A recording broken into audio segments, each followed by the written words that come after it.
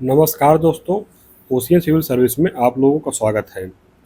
आज हम लोगों का youth competition GS 1 lakh geography में चैप्टर नंबर 12 है। चैप्टर नंबर 12 में दिए गए हैं जनसंख्या। तो चलिए हम लोग इसको पढ़ते हैं आगे। जनसंख्या किसी देश का सबसे महत्वपूर्ण संसाधन है। इसके माध्यम से प्राकृतिक संसाधनों का उपयोग संभव हो पाता है। साथ ही साथ कुशल, प्रशिक्षित और मेहनती श्रम शक्ति द्वारा आर्थिक विकास का मार्ग प्रशस्त होता है। इसीलिए किसी देश की वास्तविक शक्ति उसकी मानव शक्ति की गुणवत्ता पर निर्भर करती है। किसी प्राकृतिक प्रदेश में जनसंख्या वितरण किन बातों पर निर्भर करता है? उसमें जो है भौतिक, ये सर्वप्रथम है। उसके बाद आर्थिक, सामाजिक, सांस्कृतिक, जनांकीय इत्यादि। इसके बाद है जनगणना का इतिहास। इसमें दिए गए हैं 1500 ईसा पूर्व मूसा द्वारा इजराइल के निवासियों की जनगणना करवाई गई थी। कौटिल्य के अर्थशास्त्र में उल्लेख है कि राज्य के आर्थिक गतिविधियों के आकलन हेतु जनगणना के आंकड़ों का प्रयोग किया जाना चाहिए। अबुल फजल रचित आयने अकबरी में भी जनगणना का उल्लेख है। रोमन साम्राज्य के कैडेस्ट्रल सर्वे में भी जनगणना की चर्चा है। आधुनिक पद्धति एवं व्यवस्थित ढंग से सर्वप्रथम जनगणना किस देश द्वारा कराया गया है? तो वर्ष 1749 में स्वीडन के द्वारा। भारत में सर्वप्रथम जनगणना कब करवाई गई थी? वर्ष 1872 में लॉर्ड मेयो के कार्यकाल में। प्रत्येक 10 वर्ष के अंतराल पर जनसंख्या का क्रमवार आकलन कब से प्रारंभ है? सन 1881 से लॉर्ड रिपन के समय से। वर्ष 2011 की जनगणना भारत की कौन सी जनगणना है? 15वीं है। 15वीं जनगणना 2011 का नारा क्या है? तो हमारी जनगणना हमारा भविष्य। किस अधिनियम के अंतर्गत जनगणना कराई जाती है? तो जनगणना अधिनियम 1948 के द्वारा। भारत में नियमित एवं वैज्ञानिक ढंग से जनगणना किस वर्ष प्रारंभ हुई थी?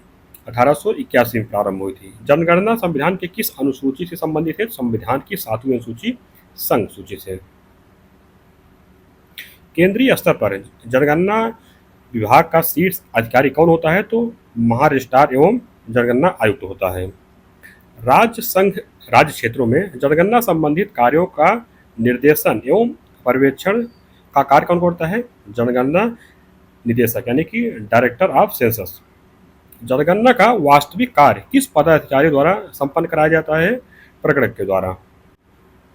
भारत की जनसंख्या का बृहद विभाजक वर्ष किसे कहते हैं? वर्ष 1921 को कहते हैं। भारत भारत की जनगणना में भारत में शहरों के कार्यात्मक वर्गीकरण के लिए त्रिगुट आरेख किसे लागू किया? अशोक मित्रा ने। बृहद विभाजक वर्ष 1921 को इसलिए कहा जाता है क्योंकि 1921 से ही जो भारत की जनगणना है निरंतर बढ़ती रही, कभी भी उसमें कोई कमी नहीं आई। जबकि 1910 से 20 जो दशक था उसमें जो है भारत की जनसंख्या में कमी आई थी। इसके बाद है भारत की जनसंख्या तथा उसका वृद्धि दर 1901 से लेकर 2011 तक। इसमें दिया गया है जनगणना का वर्ष दिया गया है, जनगणना दी गई है, जनसंख्या दी गई है, कुल 10 की वृद्धि दी गई है, 10 की वृद्धि जो है प्रतिशत में दिया गया है, वार्षिक वृद्धि दी गई है। 1901 में जो जनसंख्या थी 23,83,96,327 थी। इसमें जो है वृद्धि और 10 की वृद्धि और वार्षिक वृद्धि की मतलब इसमें कोई गणना नहीं की गई थी। इसके बाद 1911 में, आप इसको मोटा मोटा याद रखिए, 25 करोड़। और कुल 10 की वृद्धि कितनी थी? 13 इसमें थी 1,36,97,063। 10 की वृद्धि कितना थी? 5.75%। वार्षिक वृद्धि दर 0.56%। उसके बाद 1921 में जनसंख्या कितनी थी? 25 करोड़ थी। कुल 10 की वृद्धि दर इसमें जो है वृद्धि नहीं हुई थी, इसमें जो है कमी आई थी जनसंख्या में। कितना आई थी? 7,72,177 की कमी आई थी।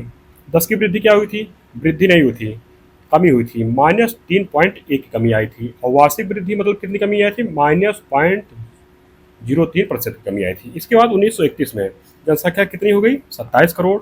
कुल 10 की वृद्धि कितनी हो गई? 2,76,56,025 की।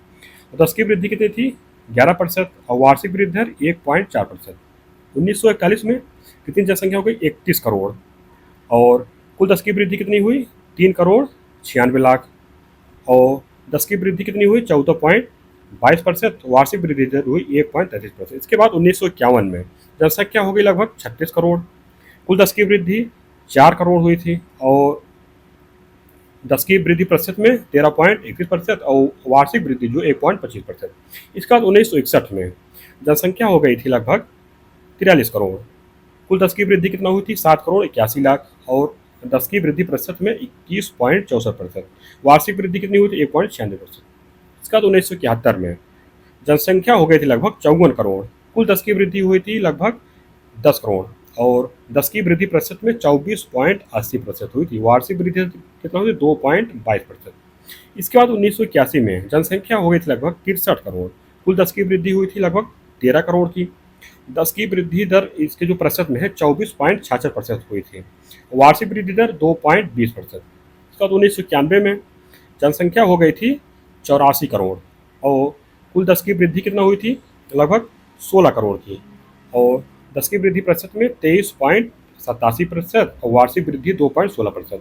2001 में लगभग हुई थी 102 करोड़ और कुल 10 की वृद्धि हो गई थी 18 करोड़ 23 लाख की और 10 की वृद्धि प्रतिशत में 21.54%, वार्षिक वृद्धि 1.97%। इसके बाद 2011 में 121 करोड़ यानी कि 1 अरब 21 करोड़ और कुल 10 की वृद्धि कितनी हुई थी 18 करोड़ लगभग और 10 की वृद्धि प्रतिशत में 17.70%, वार्षिक वृद्धि 1.64%। इसके बाद है भारत में तीव्र जनसंख्या वृद्धि के कारण। इसमें दिए गए अकाल पर नियंत्रण, क्योंकि पंचवर्षीय योजनाओं में कृषि व औद्योगिक उत्पादन बढ़ा। चिकित्सा में सुधार, जिसके फलस्वरूप मृत्यु दर में कमी आई। जन्म दर अधिक होना, जो कि सामाजिक आर्थिक कारकों, सांस्कृतिक पिछड़ापन, गर्म जलवायु, औसत आयु अर्थात जीवन प्रत्याशा में वृद्धि। आगे दिए गए भारत का प्रथम जनगणना आयुक्त कौन था? WC प्लाउडेन थे। वर्ष 2011 की जनगणना आयुक्त कौन थे? डॉक्टर C चंद्रमौली थे।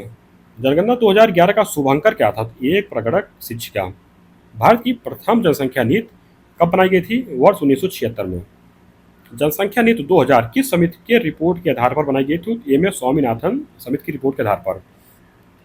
परिवार नियोजन संबंधी राष्ट्रीय कार्यक्रम की शुरुआत सर्वप्रथम किस देश में हुई थी? भारत, 1952 में। प्राकृतिक आधार पर आधारित जनसंख्या सिद्धांत का प्रथम प्रतिपादन किसने किया? रॉबर्ट माल्थस ने। रॉबर्ट माल्थस ने अपने किस लेख में जनसंख्या सिद्धांत को प्रस्तुत किया? An essay on the principle of population.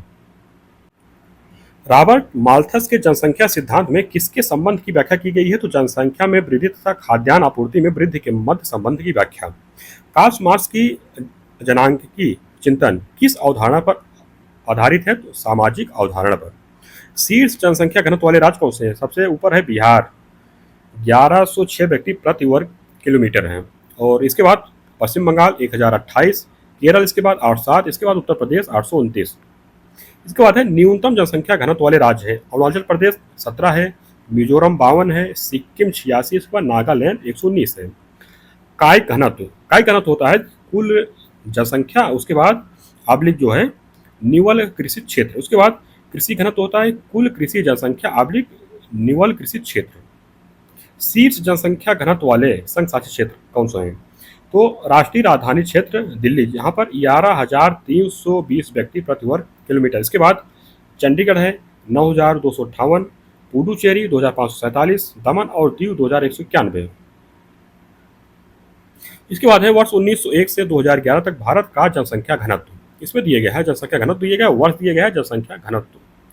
वर्ष में पहले दिए गए 1901 में 77 था, 1911 में 82, 1921 में 81, 1931 में 90, 1941 में 103, 1951 में 117, 1961 में 142, 1971 में 177, 1981 में 216, 1991 में 274, 2001 में 325 और 2011 में 382। इसके बाद है शीर्ष साक्षरता दर वाले राज्य। तो पहले स्थान पर केरल, यहाँ पर साक्षरता दर जो है 94% है। इसके बाद मिजोरम 91.3%, इसके बाद गोवा 88.7%, इसके बाद है त्रिपुरा 87.2%। इसके बाद है न्यूनतम साक्षरता दर वाले राज्य। तो इसमें पहले स्थान पर बिहार है 61.8%, इसके बाद अरुणाचल प्रदेश 65.4%, राजस्थान 66.1%, झारखंड 66.4%। इसके बाद है शीर्ष साक्षरता दर वाले संघ शासित क्षेत्र। पहले स्थान पर लक्षद्वीप है 91.8%, दमन दीव 87.1%, अंडमान एवं निकोबार द्वीप 86.7%, इसके बाद दिल्ली है 86.2%।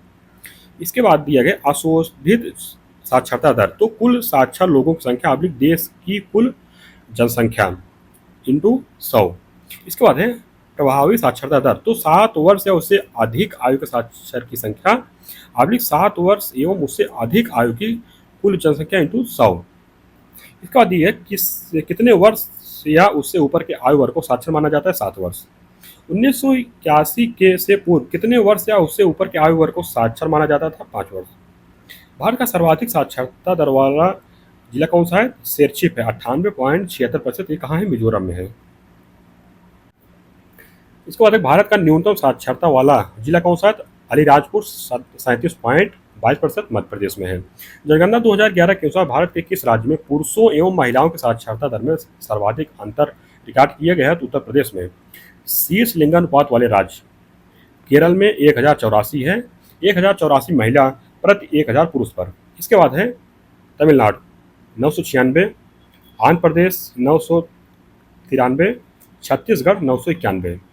इसके बाद है न्यूनतम लिंगानुपात वाले राज्य। पहले स्थान पर हरियाणा 879, जम्मू कश्मीर 889, सिक्किम 890, पंजाब 895। शीर्ष लिंगानुपात वाले संघ शासित क्षेत्र। पहले स्थान पर पुडुचेरी 1037, लक्षद्वीप 947, अंडमान एवं निकोबार द्वीप समूह 876, दिल्ली 868। और 0 से 6 आयु वर्ग के शीर्ष लिंगानुपात वाले राज्य कौन कौन से? अरुणाचल प्रदेश 972, मिजोरम और मेघालय बराबर हैं 970, छत्तीसगढ़ 969, केरल जो है 964। इसके बाद है 0 से 6 आयु वर्ग के न्यूनतम लिंगानुपात वाले राज्यों हरियाणा 834, पंजाब 846, जम्मू कश्मीर 862, राजस्थान 888।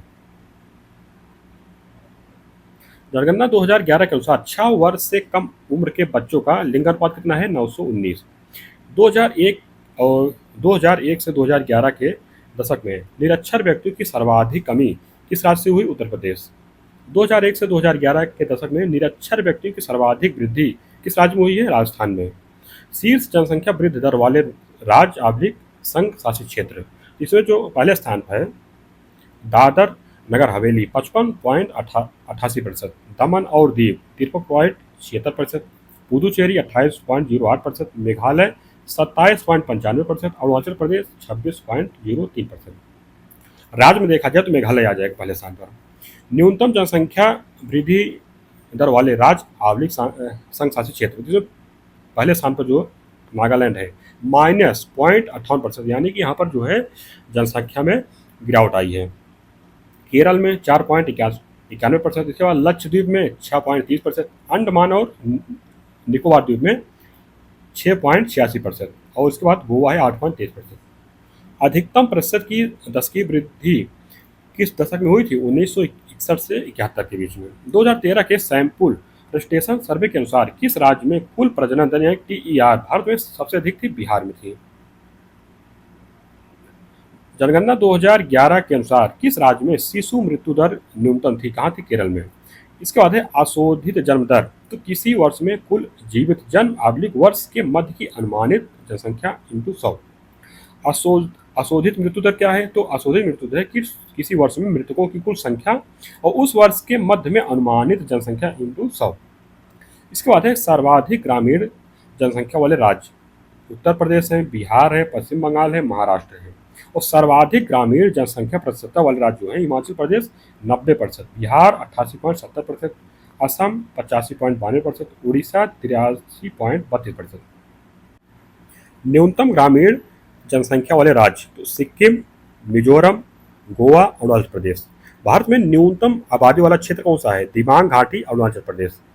न्यूनतम ग्रामीण जनसंख्या प्रतिशतता वाले राज्य कौन से हैं? गोवा 37.83%, मिजोरम 47.9%, तमिलनाडु 51.6%, केरल जो है 52.3%। इसके बाद है जनगणना नगर, तो इस मतलब है कि नगर की परिभाषा में कौन आएगा? तो न्यूनतम जनसंख्या जो है 5000 इससे अधिक हो, जनसंख्या घनत्व 400 व्यक्ति प्रति वर्ग किलोमीटर से कम ना हो और पुरुषों की कार्य जनसंख्या का कम से कम 75% जो है गैर कृषि कार्यों में संलग्न हो।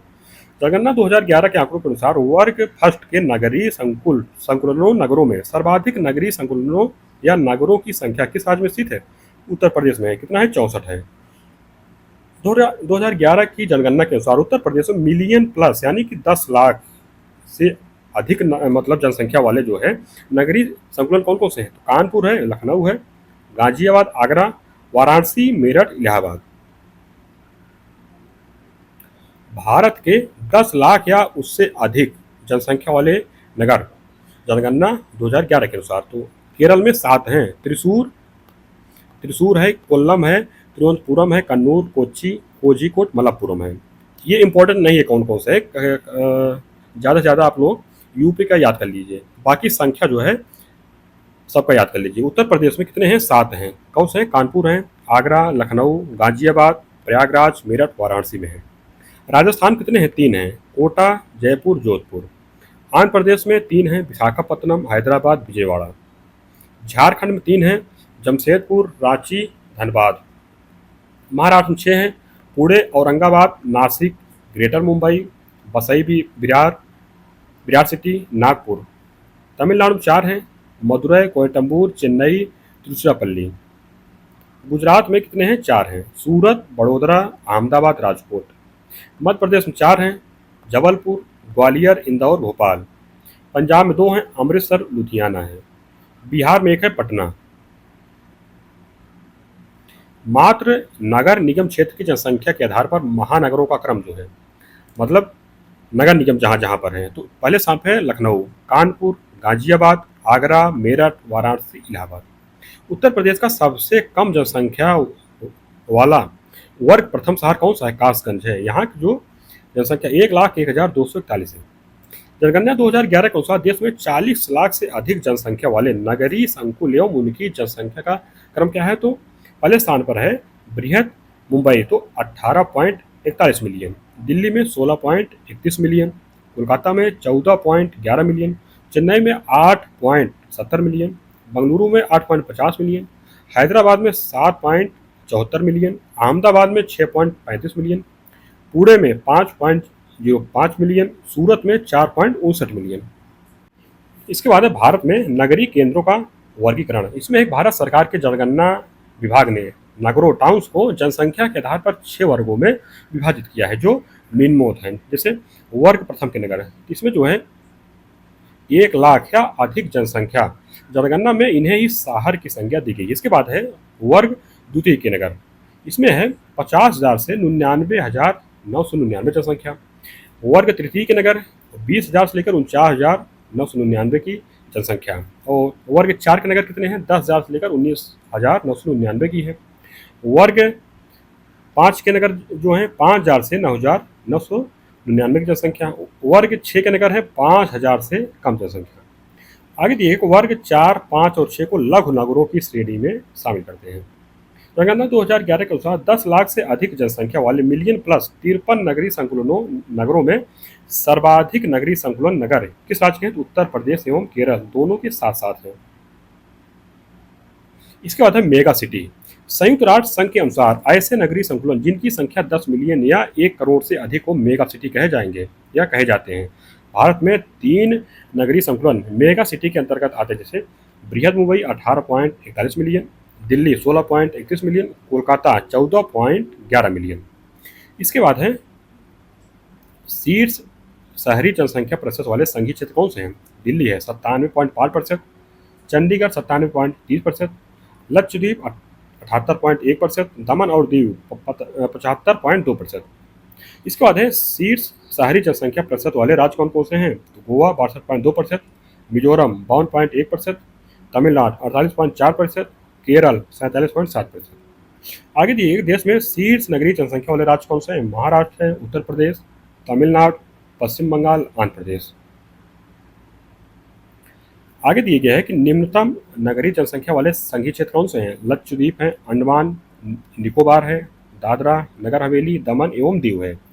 आगे है कि विश्व के सर्वाधिक नगरीय क्षेत्र कौन से हैं? क्रमशः उत्तर अमेरिका 82.2%, लैटिन अमेरिका एवं कैरेबियन देश 80.7%, यूरोप 74.5%, ओशानिया 68.2%, एशिया में 49.9%, अफ्रीका में 42.5%। विश्व जनसंख्या दिवस कब और क्यों मनाया जाता है? तो 11 जुलाई को। तो विश्व जनसंख्या के 5 अरब होने की याद में विश्व जनसंख्या दिवस कब से मनाया जा रहा है? तो वर्ष 1987 से। वर्ष 2011 की जनगणना में कितने प्रश्नों की सूची थी? 29 प्रश्नों की। ग्रिफिथ टेलर ने नगर के विकास की कितनी अवस्थाओं का वर्णन किया है? 7 अवस्थाओं का। लुईस मम्फोर्ड द्वारा नगरों की 6 अवस्थाओं का उल्लेख किया गया है। वे अवस्थाएं जैसे पहले पहले जब बनता है कोई नगर तो उसको कहते हैं यूपोलिस। तो नगरीय विकास की प्रथम अवस्था कृषि एवं पशुपालन संबंधी कार्यों का विकास होता रहता है, मतलब एकदम जैसे गांव से उठा रहता है।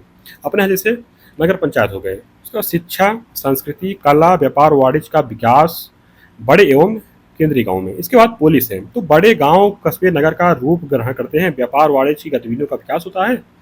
नगर अमेरिकी का विकास प्रारंभ होता है। इसके बाद है मेट्रोपोलिस। नगर बड़े आकार ग्रहण करते हैं। बृहद स्तरों पर कारखानों, शिक्षा संस्थानों, व्यापारिक संस्थानों आदि की स्थापना होती है। नगर अपने आसपास के नगरों से बड़ा हो जाता है एवं दूरवर्ती क्षेत्रों से भी इसका संबंध हो जाता है। इसमें जो है जैसे अपने यहाँ राज्यों में जिले हैं, जैसे छोटे छोटे जिले। इसके बाद है मेगालोपोलिस। इसमें है नगर विकास की चरम अवस्था। नगरों में झुग्गी झोपड़ियों का विकास होता है। पूंजीवादी व्यवस्था का प्रसार होता है। नैतिकता का ह्रास होता है। नौकरशाही का विकास होता है। मानवीय जीवन का पतन होता है। और जो है पतन इस नगर की प्रमुख विशेषता है। अमेरिका के पूर्वी तटीय मैदान के नगर Tokyo, Yokohama, Birmingham, Amsterdam, Rotterdam जो है क्षेत्र इसी अवस्था के नगर हैं। इसके बाद है टायरेनोपोलिस। तो नगर की इस अवस्था में मानवीय जीवन के आर्थिक एवं सामाजिक परिप्रेक्ष्य में सर्वत्र गिरावट होती है। नगर की समस्याएं काफ़ी बढ़ जाती हैं, जैसे मकानों की कमी, सड़कों पर अत्यधिक भीड़ भाड़, सार्वजनिक स्थलों की कमी जैसी स्थितियां जो है चरम अवस्था पर पहुंच जाती हैं। इस अवस्था में नगर के पार्ट्स का पतन शुरू हो जाता है। अपने यहाँ जैसे मुंबई को आप देख सकते हैं, मतलब इसी टाइप का है वहाँ पर। इसके बाद है नेक्रोपोलिस। तो यह अवस्था नगर के पतन के आरंभ के सूचक है। यह पतन ऐसे कारणों से होता है जहां मानवीय उपलब्धियां गौण हो जाती हैं। दुर्भिक्ष, महामारी, युद्ध, अकाल आदि के फलस्वरूप नगर उजाड़ सा दिखने लगते हैं और इस प्रकार जो है नगर अपनी मृत्यु के करीब पहुंच जाता है। इसके बाद अमलैंड। इस शब्द का प्रयोग सर्वप्रथम आंद्रे एलिक्स द्वारा किया गया है। नगर अपने आसपास के कुछ क्षेत्रों की सेवा करता है, बदले में उस क्षेत्र की सेवाएं प्राप्त करता है। जितने ग्रामीण क्षेत्र का नगर समझ रहे हैं, जितने ग्रामीण क्षेत्र का नगर से सीधे प्रभाव स्तर स्तर पर संबंध होता है उस क्षेत्र को नगर का आमलेट कहते हैं। यानी कि जो शहर होते हैं, नगर होते हैं, उसके पास आसपास के जो गांव वाला क्षेत्र होता है वहाँ पर जैसे नगर को सेवाएं मिलती रहती हैं। वहाँ से सब्जी आती है, वहाँ से दूध आता है, वहाँ से मानव श्रम आता है, तो उसको सहायता मिलती है शहर को अपना अपना विकास करने में। तो उसी को कहते हैं, जो उसके मतलब बाहर बाहर का क्षेत्र होता है अमलैंड कहा जाता है। भारत में जाति आधारित जनगणना किस वर्ष शुरू हुई थी? वर्ष 1881 ईस्वी में। भारत में अंतिम बार किस वर्ष में जाति आधारित जनगणना हुई थी? 1931 में। स्वतंत्रता के 50 सर्वप्रथम सामाजिक, आर्थिक एवं जाति आधारित जनगणना की शुरुआत कहाँ से की गई थी? संकोला ग्राम, पश्चिम त्रिपुरा, जून 2011 में। सामाजिक, आर्थिक एवं जाति आधारित जनगणना के शहरी हिस्से के सर्वेक्षण हेतु कौन सी समिति बनाई गई थी? हाशिम समिति। कौन सी? शहरी हिस्से के सर्वेक्षण हेतु। और इसमें जो है सामाजिक, आर्थिक एवं जाति आधारित जनगणना के ग्रामीण हिस्से के सर्वेक्षण हेतु कौन सी समिति बनाई गई थी? सक्सेना समिति। सामाजिक, आर्थिक एवं जाति आधारित जनगणना के अनुसार कितने प्रतिशत ग्रामीण जो है असाक्षर हैं? तो 36% है। देश के किन जिलों में जनगणना 2011 के अनुसार सबसे कम वृद्धि हुई थी? लोंगलेंग, यहाँ पर -58.39% यानी कि कमी आई है, एवं किफरे -30.54% नागालैंड में। देश के किन जिलों में जनगणना 2011 के अनुसार सर्वाधिक वृद्धि हुई? तो कुरुंग कुमे 111.01% अरुणाचल प्रदेश में। इसके बाद यमन 77.15%, ये जो है पुडुचेरी में है। भारत में जनसंख्या की नकारात्मक वृद्धि किस दशक में हुआ था? 1911 से 1921 के दशक में। देश का एकमात्र राज्य जहां जनगणना 2011 के अनुसार जनसंख्या वृद्धि दर नकारात्मक रही है, नागालैंड में। कितना? माइनस जो है 0.6%। देश का सबसे अधिक आबादी वाला जिला जनगणना 2011 के अनुसार कौन सा है? ठाणे, महाराष्ट्र। नई जनसंख्या नीति 2000 के अनुसार जनसंख्या स्थिर करने का संशोधित लक्ष्य किस वर्ष के लिए तय किया गया है? तो वर्ष 2070 तक। पहले यह लक्ष्य 2045 तक निर्धारित किया गया था। जनांकिकी संक्रमण सिद्धांत का प्रतिपादक किसको माना जाता है? थॉम्पसन एवं लुटिस्टिन को। जनांकिकी संक्रमण सिद्धांत में संशोधन किसने किया था? कोलिन क्लार्क ने। भारत की राष्ट्रीय जनसंख्या नीति 2000 के अनुसार जनसंख्या स्थिरता की स्थिति प्राप्त करने का लक्ष्य वर्ष क्या है? 2045 है। देश में सर्वाधिक प्रतिशत ईसाई जनसंख्या वाला राज्य कौन सा है? नागालैंड 87.93%। देश के किस राज्य में न्यूनतम प्रतिशत ईसाई जनसंख्या वाला राज्य कौन सा है? बिहार 0.12%। सिख मतावलंबियों की सर्वाधिक जनसंख्या किस राज्य में निवास करती है? कहाँ? पंजाब में करती है। देश के किस धार्मिक समुदाय में सर्वाधिक लिंगानुपात है? ईसाई 1023 है। शीर्ष ईसाई जनसंख्या प्रतिशत वाला राज्य कौन सा है? नागालैंड। यहाँ पर 87.93% जनसंख्या जो है ईसाई की है। इसके बाद मिजोरम है 87.16%, मेघालय में 74.59%, मणिपुर में 41.29%, अरुणाचल प्रदेश में 30.26%। धार्मिक जनगणना 2011 के अनुसार सर्वाधिक मुस्लिम बाहुल जनसंख्या वाले 4 राज्य केंद्र शासित प्रदेश कौन कौन से हैं? लक्षद्वीप है 96.58%, जम्मू और कश्मीर 68.31%, असम 34.22%, पश्चिम बंगाल 27.01%। इस तरह से हम लोगों का जनसंख्या वाला जो चैप्टर है ज्योग्राफी में वो समाप्त हो गया। आप लोग रिवीजन करते रहिए।